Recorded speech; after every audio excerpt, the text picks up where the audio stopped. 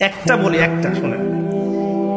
রাজকুমার তার স্ত্রীকে নিয়ে হাঁটছেন 1914 সাল গ্রীষ্মকাল, জুন জুলাই মাসের দিকে রাস্তায় হাঁটছেন। হঠাৎ আতর্কিত একটা হামলা হলো, দুজন ডেড। হাঁটছিলেন অস্ট্রিয়া হাঙ্গেরির মধ্যে। অস্ট্রিয়া হাঙ্গেরি একটা কান্ট্রি, সেখানে হাঁটছিলেন। তার পাশের কান্ট্রিকে অস্ট্রিয়া হাঙ্গেরি থ্রেট দিল, 14 দিনের মধ্যে যদি খুনের বিচার না হয় তাহলে তোমাকে আমি হামলা চালাবো। এবার রাশিয়া বলছে, অস্ট্রিয়া হাঙ্গেরি যদি তুমি পাশের এই প্রতিবেশীকে হামলা চালাও, আমরা চুপ করে বসে থাকবো না, আমরা তোমার বিরুদ্ধে যুদ্ধ ঘোষণা করব। 14 দিনের মাথায় অস্ট্রিয়া হাঙ্গেরি হামলা করলো, রাশিয়া চুপ করে বসে থাকলো না, সে এসে যুদ্ধে যোগ দিল। এবার জার্মানি বলছে, অস্ট্রিয়া হাঙ্গেরি আমার মিত্র, এত বড় সাহস, আমার মিত্রর গায়ে হাত দাও, এখন থেকে আমি যুদ্ধে। ও যুদ্ধ নেমে আসছে, ম্যাসাকার যুদ্ধ। এই পাশ থেকে, বাম দিক থেকে ফ্রান্স বলছে, রাশিয়া আমার বন্ধু, এত বড় সাহস, জার্মানি তোমার, রাশিয়ার বিরুদ্ধে যুদ্ধে যাও, আমি তোমার বিরুদ্ধে আছি। জার্মানি এখানে, এদিক দিয়ে ফ্রান্স, এদিক দিয়ে রাশিয়া, এখানে অস্ট্রিয়া হাঙ্গেরি, এখানে একটা প্রতিবেশী কান্ট্রি। যুদ্ধ শুরু হয়ে গেল। যুদ্ধ চলছে চলছে চলছে, এমনও দিন গেছে একদিনের মধ্যে 50,000 মানুষ মারা গেছে। একদিনের মধ্যে পারমাণবিক বোমা ফেলা হয়নি, এমনি গুলি দিয়ে একদিনের মধ্যে 50,000। বেলজিয়ামও জড়িয়ে গেল। পরে এদিকে আছে সমুদ্র, এদিকে আছে ব্রিটেন। ব্রিটেন ফ্রান্সের মিত্র, সে বললো যে আমার মিত্রকে এত বড় আঘাত, আমি চুপ করে বসে থাকবো না। সে চলে আসলো তার নেভাল পোর্ট নিয়ে, ও যুদ্ধে অংশ নিয়ে নিল। শেষমেশ এদিক থেকে আমেরিকাও যোগ দিল। ম্যাসাকার অবস্থা। এই যুদ্ধে আবার অটোমান এম্পায়ার যারা ছিল, এরা আবার জার্মানির পক্ষ নিল। এতে করে অটোমান এম্পায়ারদের যে খেলাফত ছিল, এটা নষ্ট হয়ে গেল, মুসলিম উম্মাহ বিভক্ত হয়ে গেল। একটা ঘটনাকে কেন্দ্র করে, ওই যে রাজকুমার আর তার স্ত্রীকে হত্যা করা, 5 থেকে 6 বছরের ব্যবধানে 3 থেকে 4 কোটি মানুষ মারা গেছে। 5 থেকে 6 বছরের ব্যবধানে 3 থেকে 4 কোটি মানুষ মারা গেছে। এটা প্রথম বিশ্বযুদ্ধের সংক্ষিপ্ত ইতিহাস। কি বুঝলেন? নবীর হাদিস, শেষ জামানে হারাজ বাড়বে, হারাজ, হত্যাকাণ্ড বাড়তে থাকবে। যে মারবে সে জানবে না কেন মারলাম, আর যে মরবে সে জানবে না কেন মরলাম। ইউরোপিয়ান সিভিলাইজেশন এখন বলে এটা ছিল ইউরোপের সুইসাইড, আত্মহত্যা। ওরা নিজেরাও বোঝেনি কি জন্য যুদ্ধে গিয়েছে। এই রেসটা কাটে নাই। জার্মানি অনেক ল্যান্ড হারিয়ে ফেললো, শেষমেশ পরাজিত হলো।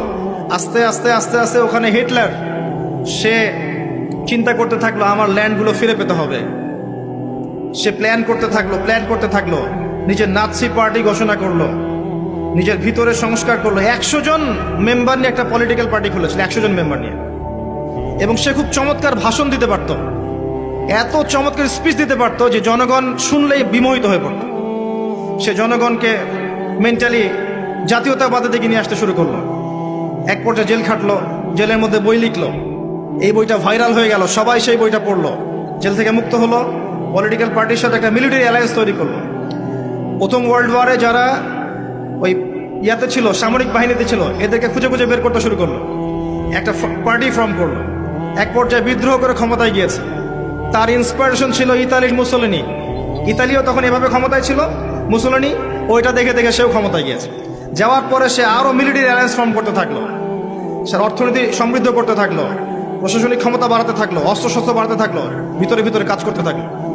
এক পর্যায়ে সে ওই হারানো জমিগুলো, যেগুলো প্রথম বিশ্বযুদ্ধে হারিয়েছে, ওগুলো সিজ করতে লাগলো।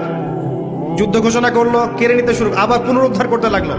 উদ্ধার করতে করতে করতে করতে যখন দেখে যে ব্রিটেন ফ্রান্স কেউ কিছু বলে না, সে পোল্যান্ডকে আক্রমণ করলো। কিন্তু পোল্যান্ড ছিল ব্রিটেন এবং ফ্রান্সের মিত্র। এবার আর ব্রিটেন ফ্রান্স বসে থাকলো না, আমার মিত্রকে আক্রমণ করেছ, এবার তারা জার্মানির বিরুদ্ধে যুদ্ধ ঘোষণা করলো। আবার আস্তে আস্তে অনেকগুলো কান্ট্রি জড়িয়ে পড়লো, ইউএসএ, ব্রিটেন, এদিকে ফ্রান্স, আপনার জার্মানি, আপনার রাশিয়া, সোভিয়েত, সবাই জড়িয়ে পড়লো। ইভেন জাপান পর্যন্ত জড়িয়ে পড়লো। জাপান, এই যুদ্ধ শেষ হলো এমন একটা অবস্থায় যে ইউএসএ গিয়ে জাপানের হিরোশিমা নাগাসাকিতে 2টা বোম মারলো। লিটল বয়, ফ্যাটম্যান, 2টা বোমে 2টা শহর শেষ।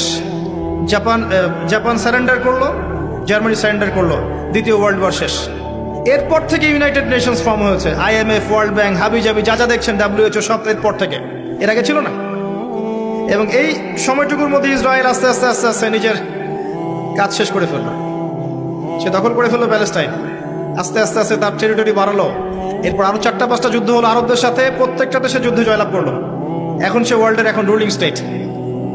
আপনাকে হারাজ দেখাচ্ছে, হারাজ কিভাবে রক্তপাত দিয়ে এই বিশ্ব এগিয়ে গেছে। সামনে যেটা হবে বা যদি হয়, এটা আরো ভয়ঙ্কর হবে, এটা হবে আরো বেশি ভয়ঙ্কর। এবং আমাদের ধারণা, আই থিঙ্ক ওয়ার্ল্ডের 1/3 মানুষ মারা যেতে পারে যদি হয়। আসেন, যে কথাটা বলতে গিয়ে এই কথাগুলো বললাম, চোখ কান খোলা রেখে চলতে হয়, সময় হাতে বেশি নাই। ইলমু আখিরুজ্জামানের সাইনগুলো এখন প্রকাশিত হচ্ছে।